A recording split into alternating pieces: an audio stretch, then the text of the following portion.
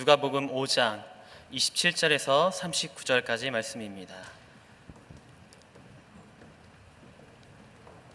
한 절씩 교독하도록 하겠습니다. 이 일 후에 예수께서는 밖으로 나가 레위라는 세리관에 앉아 있는 것을 보고 말씀하셨습니다. 나를 따르라. 그러자 레위는 그 자리에서 벌떡 일어나 모든 것을 버려두고 예수를 따랐습니다. 레위는 예수를 위해 자기 집에서 큰 잔치를 열었습니다. 많은 세리들과 다른 사람들이 그들과 함께 음식을 먹고 있었습니다. 그러자 바리새파 사람들과 그들의 율법학자들이 예수의 제자들을 비방했습니다.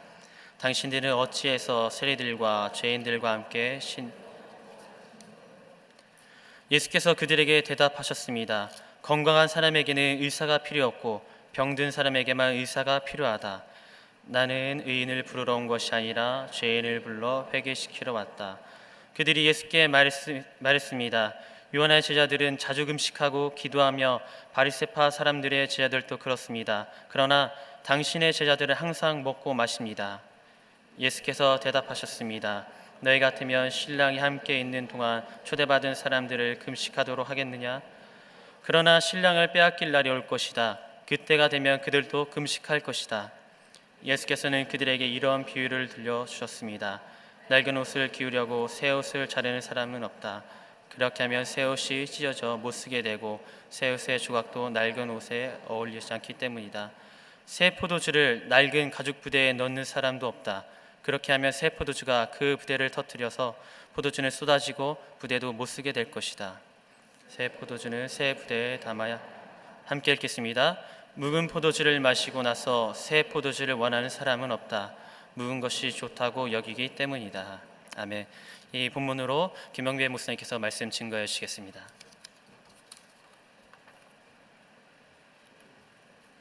제가 기도하겠습니다. 살아계신 하나님 아버지, 이곳에 성령으로 임재하여 주시옵소서. 우리가 주의 말씀을 듣고 날마다 믿음 가운데 승리할 수 있도록 함께해 주시옵소서. 주님을 찬양하며 예수님의 이름으로 기도합니다. 아멘. 예수님은 사람을 좋아하고 또 사랑하셨습니다. 그래서 그는 많은 사람들을 세워서 그가 했던 세 가지 그런 사역을 계속해서 지속하기를 원했습니다. 예수님의 3대 사역이 무엇입니까? 그는 하나님 나라를 선포했습니다. 또 한 가지 많은 사람들에게 힐링 사역을 했습니다. 또 한 가지는 많은 사람들을 교육시키는 그런 사역을 했습니다. 오늘 본문 같은 경우도 중풍 환자를 고치시고 나병 환자를 치유한 다음에 이제는 한 사람을 부르고 있습니다. 여러분, 우리가 예수 믿으면서 놀라운 것은 뭐냐면 하나님께서는 그냥 하늘 위에 높이 있는 분이 아니라 친히 이 땅 가운데 오셔서 또 많은 사람들을 선택해서 그분의 일을 저와 여러분에게 맡겼다는 겁니다. 갈릴리 호숫가에서 어부였던 베드로를 불렀습니다. 또 한 가지는 세리였던 마태를 오늘 본문에는 부르고 있습니다. 오늘 본문인데요, 27절과 29절, 28절을 같이 한번 읽어보겠습니다. 시작.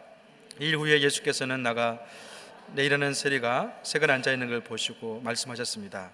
나를 따르라. 그러자 레위는 그 자리에서 벌떡 일어나 모든 것을 버려두고 예수를 따랐습니다.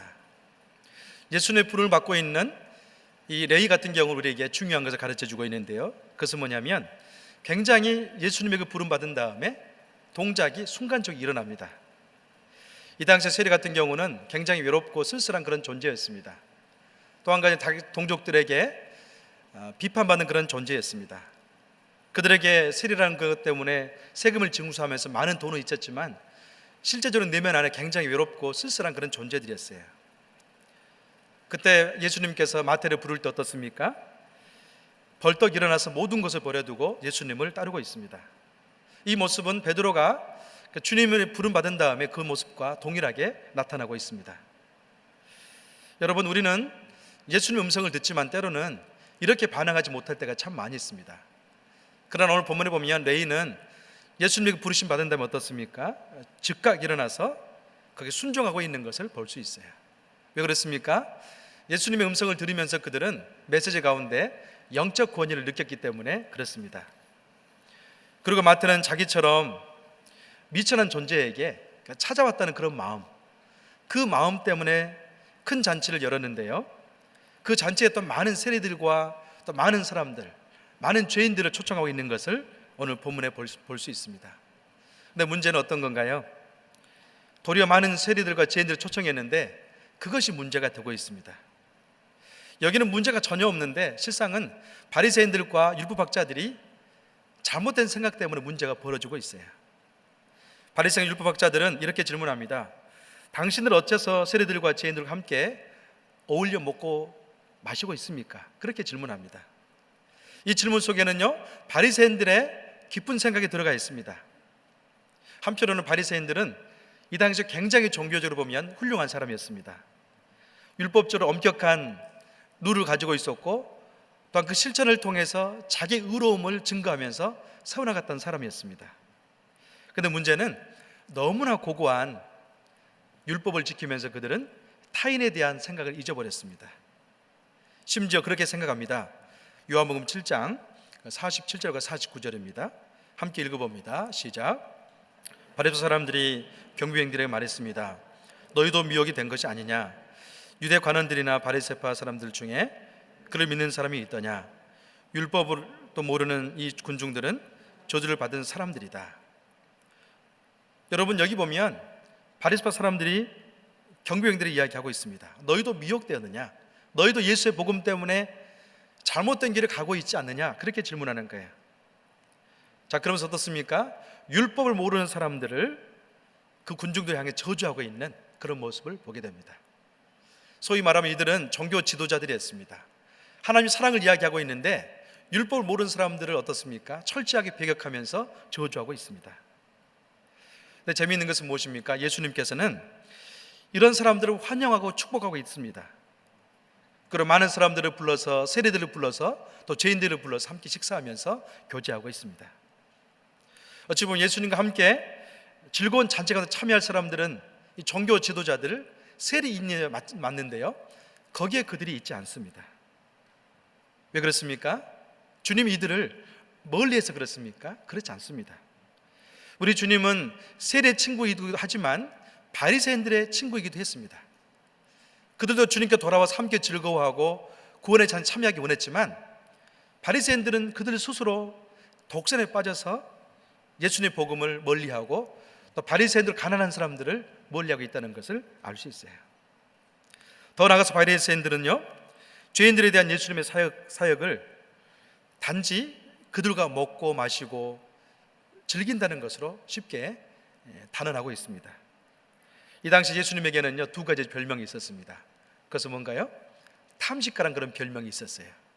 예수님은 세리와 죄인들과 함께 먹고 마시기를 즐거워한다. 그런 마음에 탐식가라는 별명이 있었습니다. 또 한 어떤 별명이 있었습니까? 예수님은 죄인들의 친구다. 어찌 보면 정말 예수님이 하나님의 아들이라면 자기들처럼 거룩한 무리 가운데 있어야 되는데 마치 죄인들의 친구처럼 여긴다는 그런 별명을 가지고 있었습니다. 여러분, 예수님의 마음은 어떻습니까? 예수님의 마음은요, 소외되고 절망 가운데 있는 세리라든지 죄인들의 마음 속에 그분의 마음이 있었습니다. 예수님 마음은 소외되고 가난하고 빛을 보지 못하는 영혼 가운데 있었습니다. 여러분, 현대교회가 어떤 부류와 함께 친해졌으면 좋겠습니까? 종종 그런 말 하지 않습니까? 어떤 사람의 친구를 보면 그 사람을 알 수 있다. 마치 현대교회가 어떤 사람과 친하게 지내는가, 그것을 보면 이 교회 안에 있는 마음을 알 수 있습니다. 예수님께서 그 당시에 종교 지도자들이라든지 율법학자들, 쉽게 이야기하면 자기 의에 빠져 있는 사람들에게 친구가 되는 것이 아니라 아무런 명예도 없고 무명할지라도 예수님은 죄인들의 친구였습니다. 만약에 저와 여러분의 속해 있는 교회가 하나님의 그런 은혜 가운데 죄인들의 친구가 되고 또 세리들의 친구가 된다면 그 교회는 건강한 교회입니다. 그래서 예수님은 이들에게 자신이 오신 목적이 무엇인가를 다시 한번 되새겨주고 있습니다. 31절과 32절 같이 읽어보겠습니다. 시작. 예수께서 그들에게 대답하셨습니다. 건강한 사람에게 의사가 필요 없고 병든 사람에게만 의사가 필요하다. 나는 의인을 부르러 온 것이 아니라 죄인을 부르러 회개시키러 왔다. 아멘. 예수님은 자신을 가리켜서 이 땅에 의사로 왔다고 이야기하고 있습니다. 여러분, 의사는 어떤 일을 하는 존재입니까? 의사는 철저히 찾아오는 환자에게서 주도 면밀하게 보는 게 있습니다. 그것은 뭐냐면 그 환자에게 어떤 병이 있는가를 살핍니다. 의사가 병을 살피는 목적은 딱 한 가지입니다. 어떻게 하면 이 환자로 하여금 이 병을 잘 발견하고 치료해서 생명을 줄 것인가, 그 각도에서 의사는요 진단하고 치료를 감행합니다. 오늘 본문에 예수님은 영적인 의사로 우리 곁에 와 있습니다. 그래서 그는 다른 사람을 찾는 것이 아니라 자기 마음속에 죄가 있다고 여기고 죄 때문에 고민하고 절망 가운데 사는 사람들을 찾아가서 그 죄를 용서하는 그런 사역을 하고 있습니다. 그러나 바리새인과 율법학자들은요 자기 의를 내세우면서 어떻습니까? 예수님에 대해서 더 이상 소중히 여기지 않습니다. 이들은 자신이 실천하는 종교적 의 때문에 자기 독성 가운데 빠져서 더 이상 예수님을 받아들이지 아니하고 또 그처럼 살지 않는 사람들도 철저하게 배격하는 그런 모습을 보여주고 있습니다. 지금 이들에게는 뭐가 있습니까? 눈에 비닐이 덮어 있습니다. 참된 복음을 향한 닫힌 문이 이들 가운데 놓여 있습니다. 한 번도 자신이 죄인이거나 또 죄 사슬에 묶여 있다는 것을 알지 못한 사람은요 자유를 알지 못합니다. 마치 이들의 영혼은 지금 그런 상태 가운데 놓여 있습니다. 이들 어떻습니까? 자기 의 가운데 빠져서 구원이 있다고 외치지만 실상은요 자기 의에 빠져서 죽음의 한복판에 허덕이고 있는 사람들이 바로 이들입니다. 그래서 예수님이 이들에게 이야기합니다. 나는 의인을 부르러 온 것이 아니라 죄인을 부르러 이 땅에 왔다. 그렇게 말씀합니다. 사랑하는 여러분, 우리가 주님 안에서 참된 생명과 자유를 맛보기 위해서는요 무엇이 필요합니까? 자기 의 가운데 빠져있는 자기를 볼 줄 아는 눈이 필요합니다. 다시 말하면 자기가 죄인을 인식하면서 주님의 도움이 절실히 필요하다는 것을 아는 사람, 거기부터 출발합니다. 좋은 예가 한 가지 있는데 그것은 바로 갈릴리 바닷가에서 베드로의 고백이 좋은 예입니다.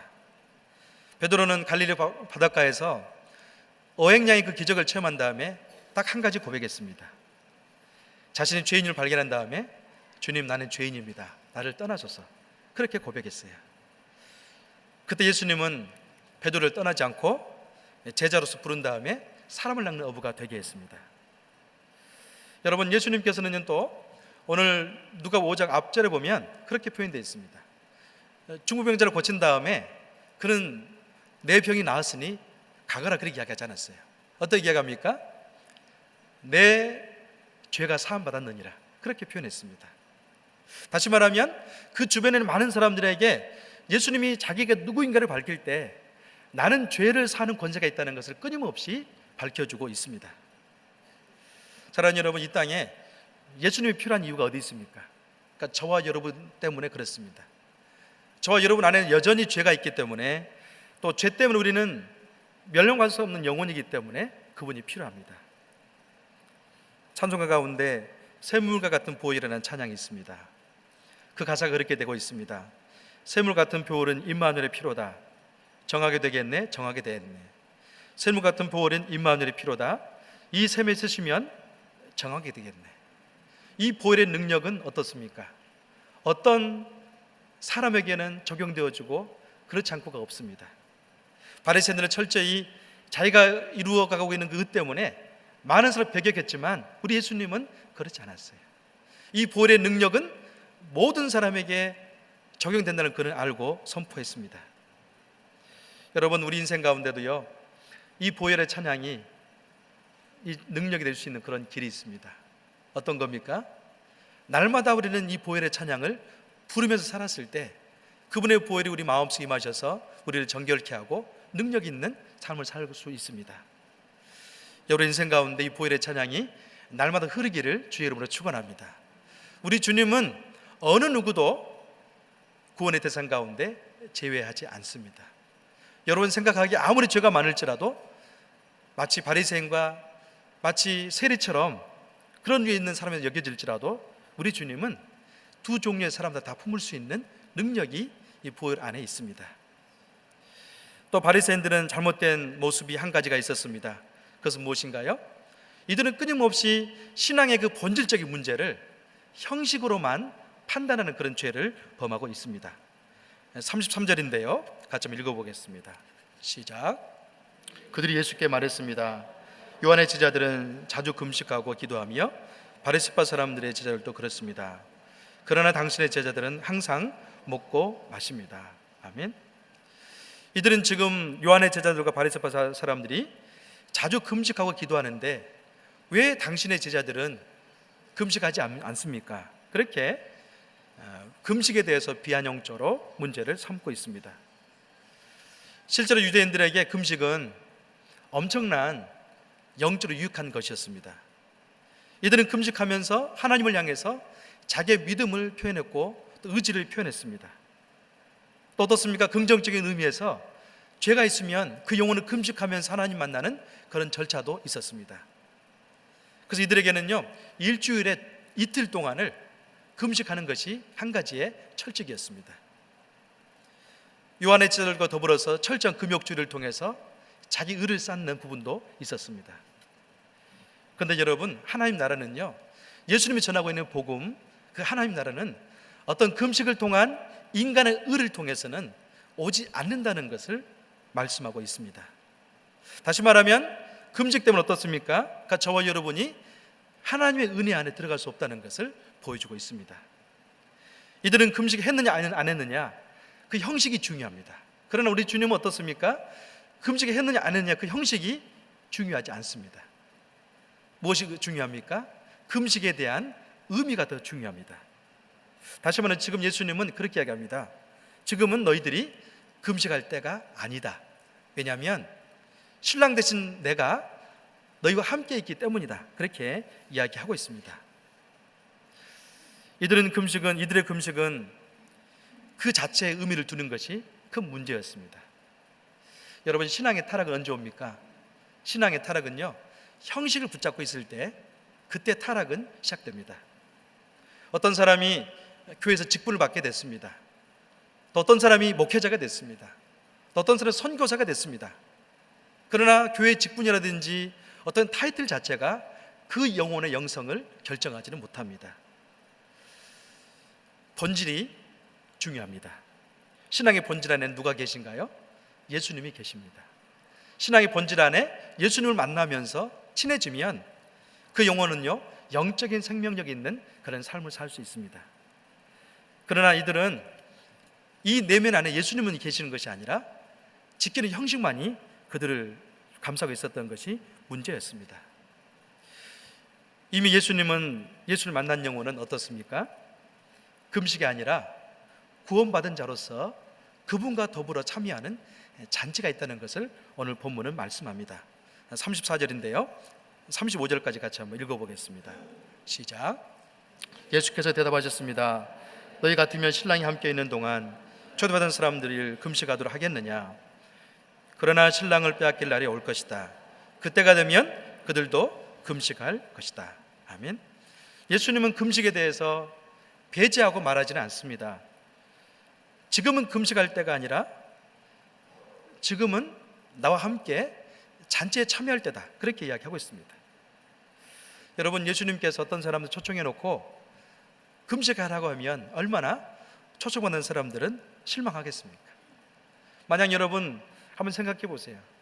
내가 아는 사람이 결혼하게 됐습니다. 결혼하게 됐는데요, 그 예식을 다 끝난 다음에 나오면서 팻말을 보니까 그런 팻말이 붙어 있어요. 오늘은 금식의 날입니다. 그러면 그 결혼식 가운데 얼마나 여러분들은 실망하겠습니까? 이 즐거운 결혼식 날에 결혼하는 그 당사자를 축하하고 또 그 부모들과 함께 잔칫날에 금식한다는 것은 아무런 의미가 없는다는 거죠. 그들은 법에 따라서 금식하고 있는데 실상은 유대법 가운데요, 금식을 제외하는 날이 딱 하루 있었습니다. 그때가 언젠가요? 결혼식이 있는 날은 금식하지 않습니다. 그런데 이들은 지금 영적 의미와 영적 눈이 막혀 있기 때문에 금식하지 아니하고 잔치가 벌어진 날이라는 것을 알지 못하고 있다는 게 문제입니다. 얘가 바로 그런 겁니다. 혼인잔치 비유가 있습니다. 예수 믿고 난 다음에 하나님 나라가 임했는데요, 그때부터는 그 영혼은 어떤 날인가요? 잔치의 날입니다. 너희 같으면 신랑이 함께 있는 동안 손님들에게 금식하도록 하겠느냐? 지금 이들에게 어떤 때입니까? 이제 구원이 초청된 다음에는 함께 구원받은 영혼들이 즐거워하고 주님과 낙을 누리는 그런 시간입니다. 자, 그 잔치에는 누가 있습니까? 세리들이 있습니다. 또 죄인들이 있습니다. 또 수다한 그런 억울한 사람들, 고난 가운데 사람들이 그 안에 참여하고 있다는 것을 알 수 있어요. 구원에 초대받은 사람들은요, 주님과 함께 먹고 즐거워하면서 사랑을 나누는 그런 미래 시간을 누리고 있습니다. 그러나 바리새인들은요, 전혀 그 때를 알지 못했고 의식하지 못했습니다. 그러면서 예수님은 그렇게 이야기합니다. 지금은 함께 구원의 그 기쁨 가운데 참여할 때지만 나중 때는 너희들이 금식할 때가 있을 것이다. 그렇게 이야기하고 있어요. 사랑하는 여러분, 이들이 금식할 때는 예수님이 신랑을 빼앗길 때라고 이야기합니다. 그때가 언젠가요? 신랑 대신 예수님이 십자가를 질 때 그 고난에 뜨는 너희들이 금식하게 될 것이다. 그렇게 이야기하고 있습니다. 사랑하는 여러분, 그렇다면 지금은 우리는 어떤 때인가요? 그러니까 저와 여러분은 금식할 때입니까? 그렇지 않으면 주님과 더불어서 기쁨을 누리는 그런 타이밍입니까? 지금 우리는 예수 믿고 난 다음에 그분의 십자가의 보혈을 통해서 우리의 모든 죄를 사함받고 주님의 자녀가 되었습니다. 세상 사람들은 주님을 알지 못하고 아직도 어둠 가운데 있지만 우리는 주님의 은총 가운데 살아계신 주님을 경험한 다음에 이 놀라운 예배 제례 가운데 와 있습니다. 여러분 마음속에 기쁨이 있습니까? 기쁨이 없습니까? 제가 얼굴을 보기에는 한 3분의 2 정도는 기쁨이 없는 것 같습니다. 즐거워하셔야죠. 우리 주님께서 우리의 모든 죄를 사하시고 우리가 동행하는 그런 역사를 허락해 주셨습니다. 여기서 중요한 것은 뭐냐면 자기 행위 중심의 신앙이 있는 사람은 평생 동안 주님과 누리는 기쁨을 경험하지 못하고 항상 자기 안에 의를 찾으면서 살아가게 되어 있습니다. 이것이 바로 이들이 잘못된 구원관을 가지고 있는 실성이었습니다. 이들은 구원을 스스로 행위 가운데 찾는 율법주의에 빠져 있었기 때문에 이 바리새인 율법학자들은요, 예수님과 끊임없이 평행선을 달리고 있는 그런 한계를 보여줍니다. 여러분, 우리가 구원받고 주님의 기쁨에 참여하기 위해서는요, 무엇이 중요합니까? 인간의 행위가 중요합니까? 예수님의 행위가 중요합니까? 인간 행위는 아무런 의미가 없습니다. 왜냐하면 저와 여러분이 죄인이기 때문에 그렇습니다. 단지 예수님께서 행하신 그 놀라운 십자가 은혜를 통해서 그분의 행위를 통해서 우리는 구원받은 은혜를 누리고 있을 뿐입니다. 여러분, 기독교는요, 타락의 종교입니다. 다시 말하면 불교라든지 오늘 바리새인들 율법학자에 빠져 있는 이 종교의 모습은 자력의 종교입니다. 그럼 자력의 종교는 무엇입니까? 자력의 종교는 자기 스스로 의를 쌓아서 구원을 이룬다는 그런 논리를 가지고 있습니다. 그러나 우리 기독교는 스스로 의를 쌓아서 구원받는 것이 아니라 절대적으로 멸망할 수 없게 된 죄가 그분의 은총을 통해서만이 해결된다는 그런 것을 이야기하고 있습니다. 바리새인들은 지금 구원의 그 기초를 자기 스스로 가운데 두고 있습니다. 금식한 걸 통해서 구원이 이루어지는 잘못된 개념을 가지고 있어요. 만약에 금식 어떤 종교 행위를 통해서 구원이 주어진다면 바리새인들은 지금 그 자체의 금식을 통해서 의를 이뤄가고 있습니다. 참 최근에 이렇게 종종 방송을 받아보면 다큐멘터리로 방송되는 게 있어요. 그래서 뭐냐면 티베트에 있는 라마 불교에 수행하는 오체투지가 이렇게 방송될 때가 있습니다. 근데 많은 사람들이 그 오체투지를 보면서 굉장히 신비스럽게 보더라고요. 마치 그 오체투지를 통해서 그 종교적 행위를 통해서 라마 불교가 이야기하는 천국에 가는 것처럼 그렇게 신성하게 보는 것들을 종종 봅니다. 여러분, 그 라마 불교에 사는 오체투지의 모습을 보셨습니까? 그들이 살고 있는 그 지역에서 그 라사라는 라마 불교의 성지가 있는 곳까지 계속 길거리에서 때로는 산을 거치면서 절을 하고 또 일어나서 또 절을 하고 끝까지 거기에 이르는 거예요. 그렇다고 해서 이들에게 정말로 득도하면서 해탈할 수 있는 구원이 주어지는 겁니까? 그렇지 않습니다. 이들이 아무리 그런 오체투지하면서 행위를 할지라도 그 라마 불교가 있는 라사에 가면요, 냄새난 절 한 칸밖에 없습니다. 제가 중국에 있을 때 우리 중국에 있는 교육자들이 선교여행을 떠났습니다. 그 가운데 한 가지가 이제 라마 불교의 그런 원산지였던 라사를 찾아갔어요. 근데 그곳에 가니까 굉장히 절이 허름하게 있고 또 거기서 여전히 옷 재투지를 하고 있는 사람이 있었어요. 그 절 안에 들어가 봤는데요, 너무나 힘든 거예요. 막 오물, 막 쓰레기 냄새가 나고요. 근데 그럼에도 불구하고 그들은 계속 그것을 행하고 있더라고요. 긴 여정이지만 이들은 결코 무서워하지 않고 그런 게 행하지만, 그러나 그 행위 자체에는 구원이 없습니다. 그러나 그들이 찾은 성지로 가보면 정말 별 곳이 없지만 행위를 통해서 구원을 이루기 위해서 끊임없이 노력합니다. 그러나 우리가 믿는 기독교는요, 어떻습니까? 주님 앞에 나가면 그분이 계십니다. 예수님이 그곳에 계십니다. 소외되고 또 죄인들, 세리들과 함께 우리 주님이 그곳에 있기 때문에 우리 주님을 만나면서 기쁨을 경험하는 놀라운 역사가 있습니다. 사랑하는 여러분, 우리 기독교는 우리의 노력과 의를 통해서 구원받는 종교가 아닙니다. 도리 우리는 예수님 믿었을 때 값없이 그분을 통해서 큰 기쁨 가운데 참여할 수 있는 그런 존재입니다. 인간의 죄가 심각하면 심각할수록 예수님의 십자가의 능력은 더 빛나고요, 크게 체험되어집니다. 그래서 바울은 어떻게 얘기합니까? 이런 영적인 비밀을 깨달은 사람은 모두가 기쁨 가운데 살아가야 된다, 그렇게 선포합니다. 빌립보서 4장 4절을 같이 한번 읽어보겠습니다. 시작. 주 안에서 항상 기뻐하십시오. 내가 다시 말합니다. 기뻐하십시오. 바울이 그리스도 안에서 십자가 은혜를 경험한 다음에 그는 유대인이었지만 자기 의를 다 버렸어요. 왜냐하면 자기 의를 통해서는 전혀 구원의 별미가 없다는 것을 안 다음에 다 버린 다음에 이제는 딱 한 가지 선포합니다. 여러분이 만약에 주님 안에서 구원을 얻었다면 이제는 주님 안에서 기뻐하십시오. 다시 말하면 그분을 통해서만 구워지는 구원이 있기 때문에 얼마든지 기뻐할 수 있습니다. 그렇게 선포합니다. 심지어 이 기쁨은요, 어떤 환경이라든지 고난 가운데도 전혀 퇴색할 수 없는 그런 놀라운 기쁨입니다. 사랑하는 여러분, 우리 인생 가운데 어떤 절망과 좌절, 때로는 어떤 신분상의 낮은 것 때문에 고민합니까? 고민이 없기를 주 여러분으로 축원합니다. 우리 주님의 기쁨은 어느 누구에게도 적용되는 기쁨이기 때문에 그렇습니다. 이제 예수님은 이것을 더 분명하게 우리에게 보여주기 위해서 두 가지 비유를 통해서 영적 교훈을 강화시켜주고 있습니다. 첫 번째는 무엇인가요?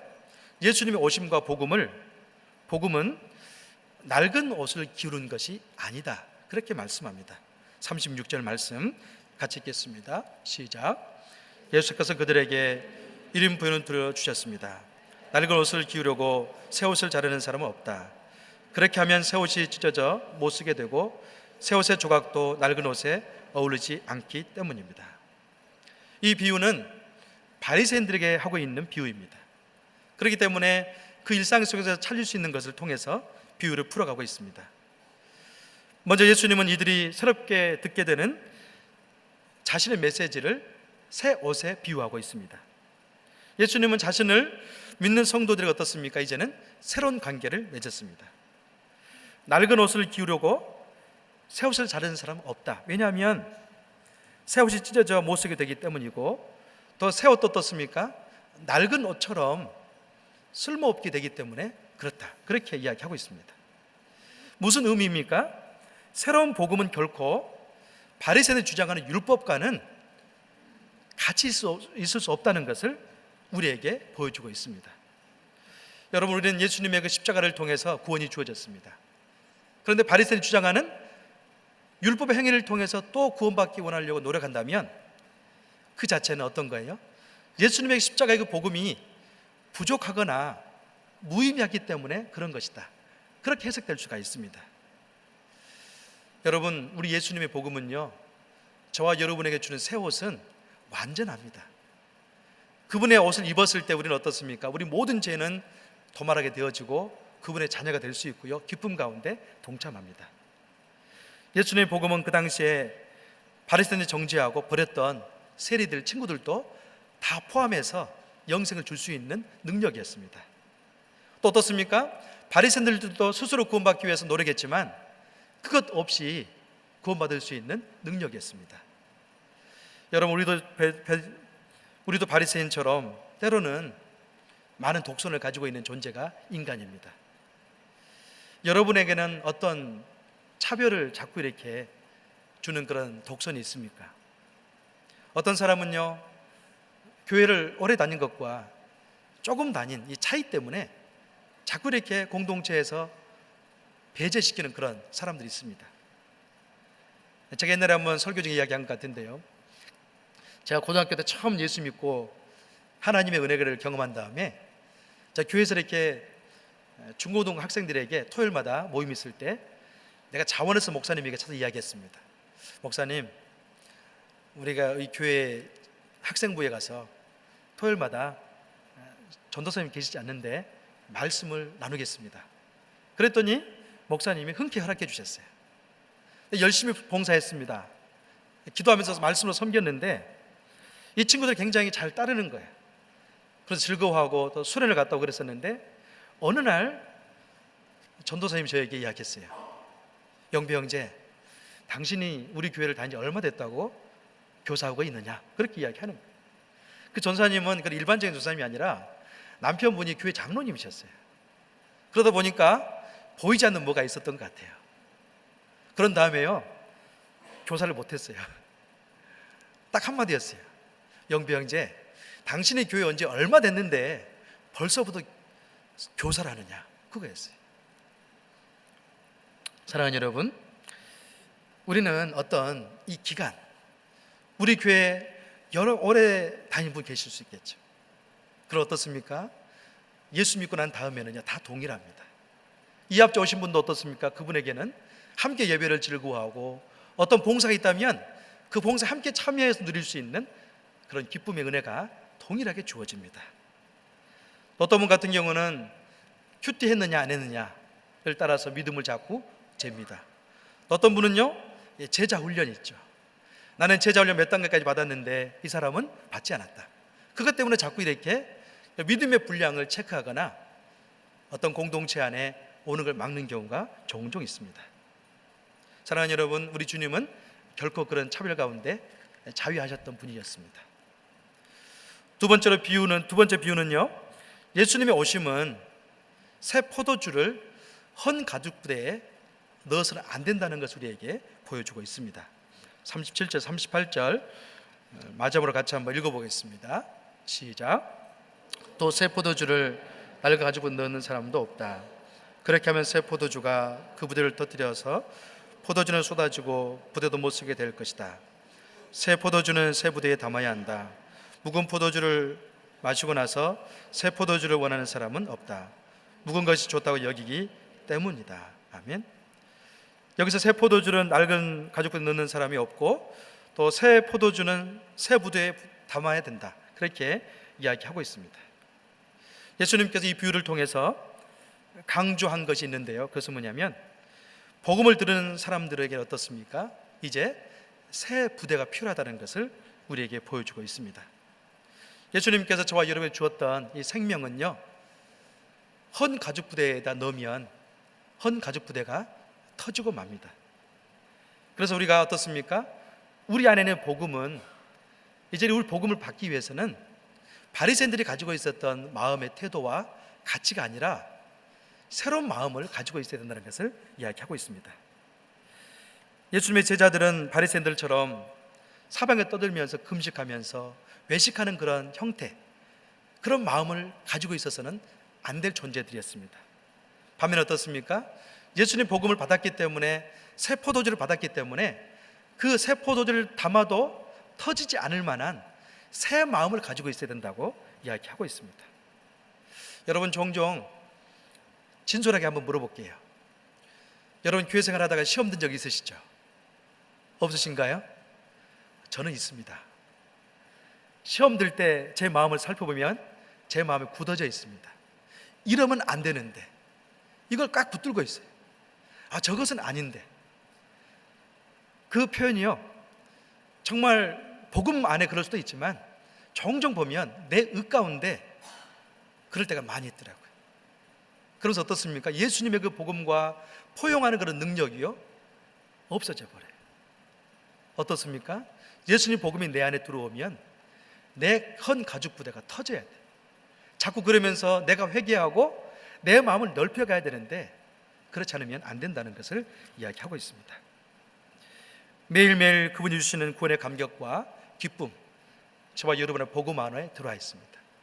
이 복음이 내 안에 자유롭게 되기 위해서는요, 바리새인들 가지고 있었던 헌 가죽 부대는 자꾸 터져야 될 그런 상황 가운데 놓여 있었습니다. 바리새인들은 금식하고 기도했지만 실상은 자기 우상 안에 자기들이 갇혀 있었습니다. 그래서 그들은 자신의 종교 의식 가운데 자신만을 의식하면서 신앙생활했던, 자기를 섬겼던 사람이었습니다. 그러나 예수님은요 어떻습니까? 그 가죽 부대를 깨라고 저 여러분에게 권면합니다. 사랑하는 성도 여러분, 세수를 세 부대에 담는 성도들 되기를 주의 이름으로 축원합니다.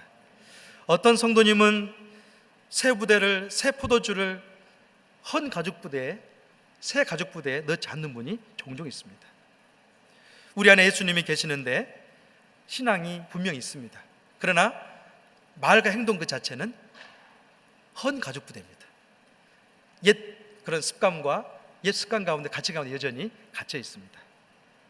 여러분, 그런 사람은요 바리새인처럼 신앙생활하고 있는 것이 분명합니다. 여러분, 그런 사람이 뭐가 없을까요? 뚜렷한 판단력이 있지만, 비판이 있지만 정말 주님이 주신 영생의 기쁨과 영적 소망이 없습니다. 이제 우리 내면에 예수님이 계십니다. 마치 세리처럼 죄인이었지만 예수님이 저와 여러분을 초청해 주셨고 불러주셨습니다. 그래서 우리는 어떻습니까? 이제는 그 복음 가운데 나가면서 끊임없이 나의 옛 자아 모습이 터져버리고 회개를 통해 새롭게 되어지면서 그분과 동행하는 그런 역사가 있어야 됩니다. 여러분, 이 세상은 어떻습니까? 지금도 새 포도주와 더불어서 새 가죽부대를 가지고 있는 그 영혼을 찾고 있습니다. 이런 심령이 되기 위해서는요, 그러니까 저와 여러분은 끊임없이 우리 내면을 살펴보면서 나를 개혁시키는 그런 자세로 살아갈 때 가능합니다. 저는 여러분 안에 그런 역사가 끊임없이 일어나기를 주의 이름으로 축원합니다. 아멘. 시간 같이 기도하겠습니다. 시간 같이 한번 기도하고 싶은 것은 우리 내면을 한번 살펴보기를 원합니다. 우리 주님은 저와 여러분에게 마치 이방인처럼 세리처럼 죄인이었지만 복음을 통해서 저와 여러분을 구원해 주셨습니다. 새 포도주를 우리 심령 가운데 복음을 줬습니다. 그러면서 이제는 우리 마음이 새 부대가 되어서 그 복음을 받을 수 있는 마음을 날마다 새롭게 회개를 통해서 새로워지기를 원하고 계십니다. 주님, 나의 마음이 더욱더 주님의 복음을 받고 포용할 수 있도록 넓은 마음, 새로운 복음적인 그런 가치 가운데 살아갈 수 있도록 나의 심령 가운데 변화를 허락하여 주시옵소서. 주님, 나의 굳은 마음을 부드러운 마음으로 변화시켜 주시옵소서. 시간 같이 한번 기도하겠습니다. 할렐루야. 살아계신 하나님 아버지, 오늘 새 포도주 우리 가운데 허락해 주셔서 감사합니다. 주님, 굳어진 우리의 마음들이 새로워지기를 원합니다. 주의 복음을 통해서 이제 우리가 새로운 가치의 그런 마음을 가지고 살아가는 성도님들 되기를 원합니다. 주여, 우리의 심령을 주가 친히 붙잡아 주셔서 이제 새로운 복음을 주님께 우리 가운데 허락해 주셨는데 이 복음에 합당한 그런 삶을 살아갈 수 있도록 하나님 아버지의 권능과 능력 가운데 주님께서 친히 역사해 주시옵소서. 주님의 성령의 능력을 주가 친히 부어주시고 하나님 아버지의 놀란 역사 가운데 주님께서 임하여 주셔서 주여, 정말로 복음 가운데 새로운 가치관과 새로운 삶의 태도를 통해서 새로운 역사를 창출하는 그런 삶을 살 수 있도록 주여 도와주시옵소서. 주의 말씀으로 충만하게 도와주시고 아버지의 사랑으로 충만하게 도와주셔서 하나님 아버지의 권능과 능력 가운데 주님께서 우리를 주여 새롭게 해주시길 원합니다. 아버지여, 도와주시옵소서. 성령의 능력을 주가 친히 부어주시고 오직 성령 안에서 믿음으로 지켜나갈 수 있도록 하나님 아버지 임하여 주시옵소서. 할렐루야. 주의 역사이긴 합니다. 이 시간 같이 한 번 더 기도하고 싶은 것은 우리 교우들 가운데 연약한 성도님들이 계십니다. 우리 최신의 권사님 질병 가운데 치료 중에 있습니다. 하나님께 우리 최신의 권사님을 예수님의 십자가의 보혈의 능력 가운데 만져주셔서 몸 안에 있는 모든 질병이 치유되어져서 100% 치료해 주셔서 그 영혼이 주의 복음을 전하고 또 주님의 사랑을 실천하는 삶을 살기로 하고 있습니다. 하나님, 치료하여 주시옵소서. 또 우리 김영기 권사님 허리 수술 받은 다음에 병원 중에 입원해 있습니다. 하나님, 우리 김영기 권사님 또한 이 질병을 통해 하나님 아버지를 더 깊게 체험할 수 있도록 도와주시고 허리를 깨끗이 낫게 도와주셔서 통증이 없도록 하나님 함께해 주시옵소서. 시간 같이 한번 최신영 권사님과 김현기 권사를 위해서 같이 한 번 더 기도하겠습니다. 할렐루야. 살아계신 하나님 아버지,